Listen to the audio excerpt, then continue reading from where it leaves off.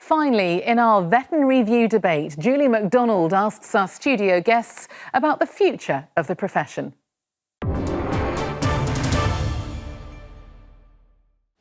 Well, the profession has come a long, long way since the days of James Herriot, but the modern vet is faced with many different challenges. Feminisation, lack of diversity and a public perception of vets are all shaping the direction of the profession right now. So, Sandy, what can be done to ensure a successful, vibrant, flexible future?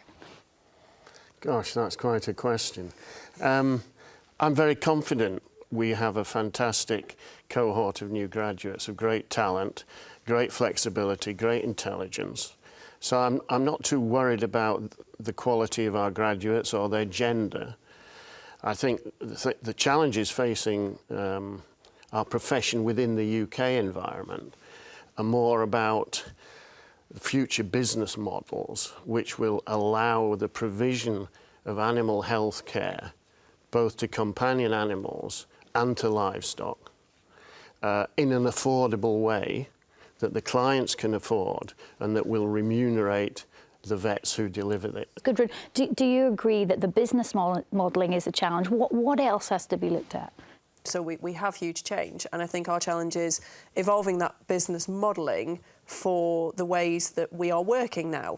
People want longer opening hours, they want different ways of working. Our actual vets, us working in there, we're seeing more part-time working, more flexible working, portfolio careers, mixing it with childcare, mixing it with work-life balance. So we as a profession running small businesses need to accommodate that as well.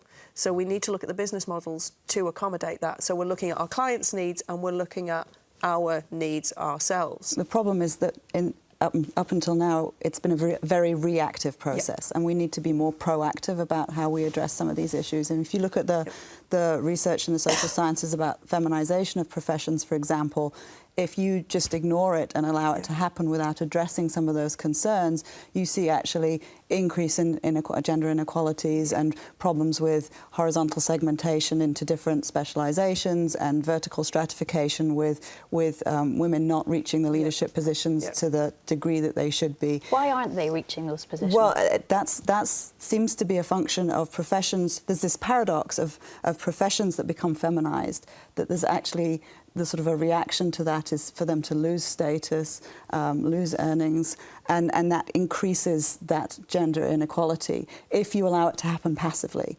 In the early 20th century, a bunch of new vet schools opened in the US because of the importance of horses in transportation, and then Henry Ford produced the Model T, and suddenly a bunch of vet schools imploded, and they said, well, we don't need vets anymore, because that's what vets were associated with. And in fact, what we found as the profession adapted and changed and evolved and has put the human-animal bond at the core of the profession, whether it's in a pet relationship or in agriculture or in some of these other roles that we're starting to see emerge. And that gives me great hope for how we can be very innovative about changing and adapting to the future.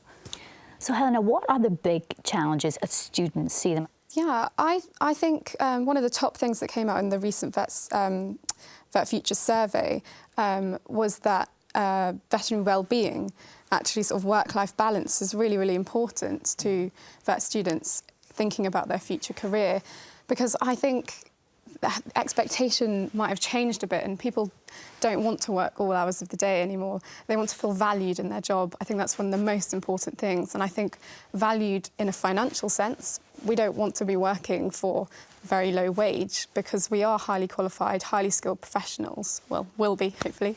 And I think being valued by society is also very important. Are vets valued by the public? I think in terms of public service, the public recognise fantastic service they get from veterinary practitioners, and they compare it favourably with what they receive from the medical profession at times. You get a one-stop shop going to the vet. We do everything, we sort it within hours, if not days.